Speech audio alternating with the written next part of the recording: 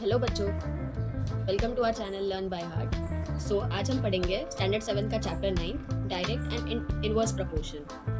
तो पहले देखते हैं डायरेक्ट प्रपोर्शन होता क्या है। So when the quantity increases with the increase in proportionate value of another related quantity, मतलब जब एक क्वांटिटी इंक्रीज होती है तो उससे जो रिलेटेड क्वांटिटी होती है वो भी इंक्रीज होती है और उसका रेशियो दोनों का सेम होना चाहिए। जैसे कि एक एग्जाम्पल कंसिडर करते हैं, उससे ज़्यादा अच्छे से समझ आएगा। सो पहले है नंबर ऑफ नोटबुक्स। यहाँ पे 4 नोटबुक्स है और उसकी कॉस्ट लिखी हुई है, cost of notebooks. So 4 notebooks की कॉस्ट है 20 रुपीज़।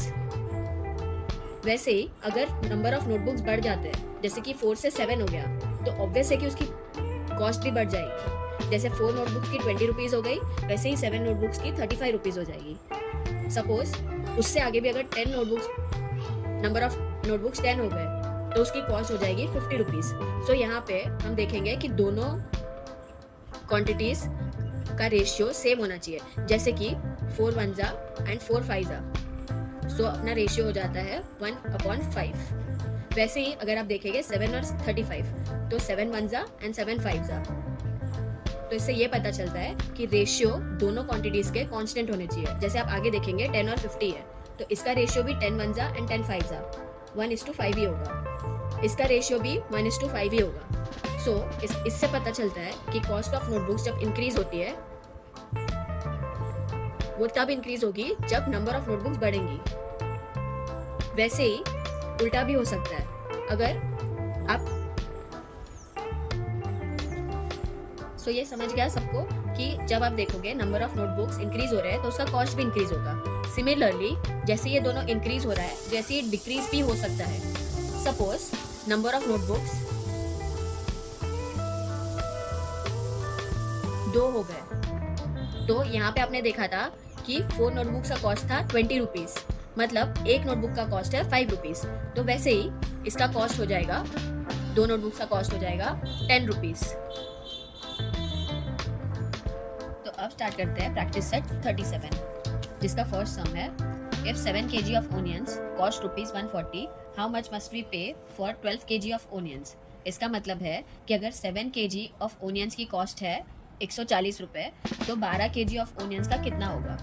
सो ये सम है डायरेक्ट प्रपोर्शन का। जैसे आप देखोगे कि 7 kg of onions की कॉस्ट थी 140 रुपीज़, तो ऑब्वियसली 12 kg of onions की कॉस्ट उससे ज़्यादा ही होगी, तो हमें वही फाइंड करना है। तो अब जो फाइंड करना होता है उसको हम x अज्यूम करते हैं। सो फर्स्ट स्टेटमेंट होगा let the cost of 12 kg of onions be ₹x।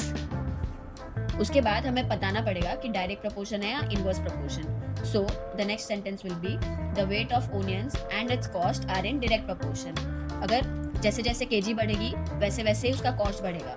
सो अब सॉल्व करते हैं।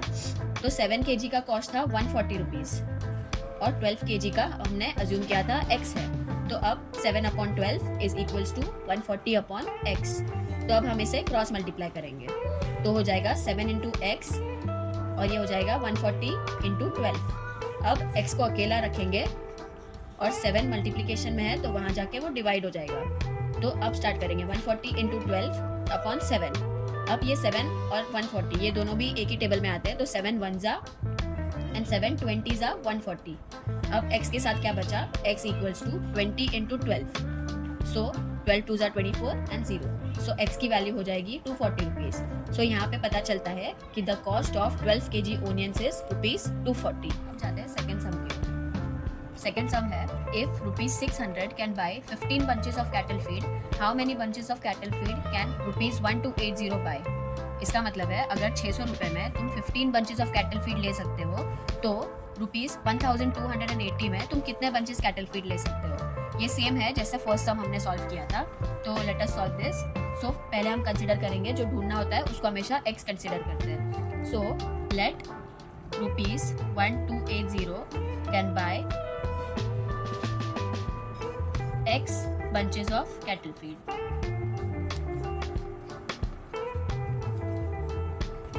अब हमें लिखना पड़ेगा इनवर्स है या डायरेक्ट प्रपोर्शन है।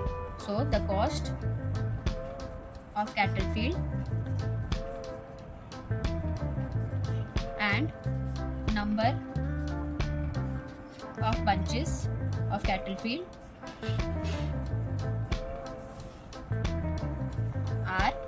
Direct proportion.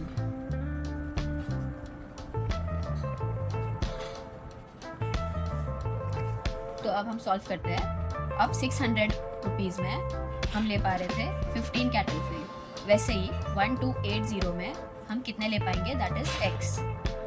सो जैसे हमने सॉल्व किया था, क्रॉस मल्टीप्लाई करना है, तो it will be 600 into x equals to 15 into 1280।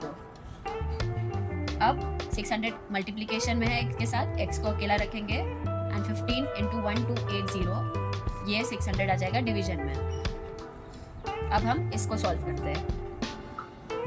तो फर्स्ट विल सॉल्व, 15 के टेबल में 60 आता है, सो 15 1 जा एंड 15 4 जा एंड 1 0 इज एडेड। अब हम 40 और 1280 को सॉल्व करेंगे।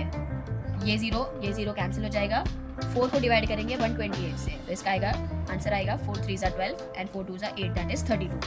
सो अब बच गया है 1 into 32, that is x is equals to 32।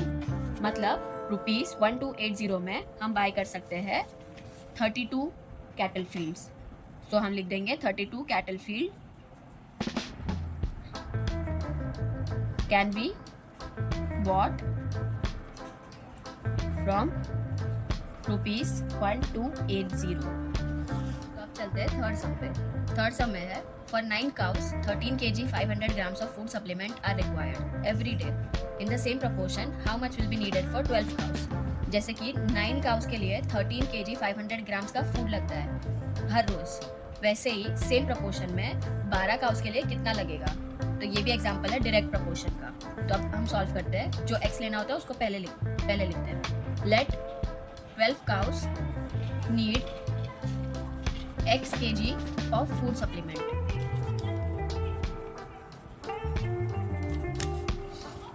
अब इधर लिख सकते हैं, this is an example of direct proportion.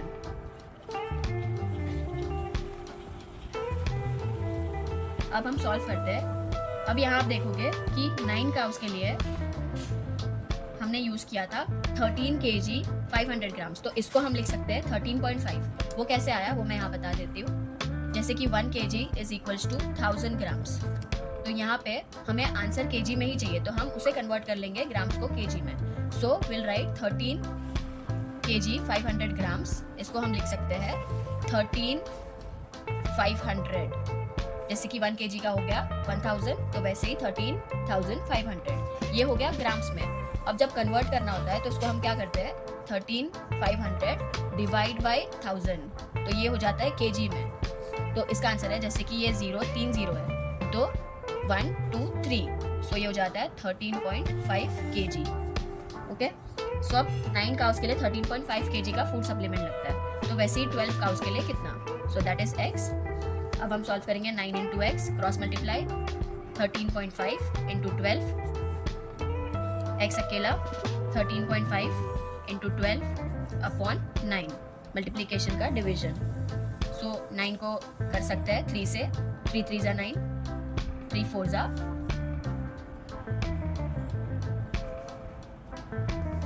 अब 9 और 12 को कर दिया 3 and 4 से। अब 3 से ये डिवाइड हो सकता है, सो 3 1 जा, एंड अब इसको आप साइड में भी डिवाइड कर सकते हैं ऐसे, 3 इंटू 13.5, सो 3 4 जा 12, 1 और इधर 0.5, सो ये हो गया पॉइंट, और 3 5 जा 15 होता है, सो ये हो गया 5।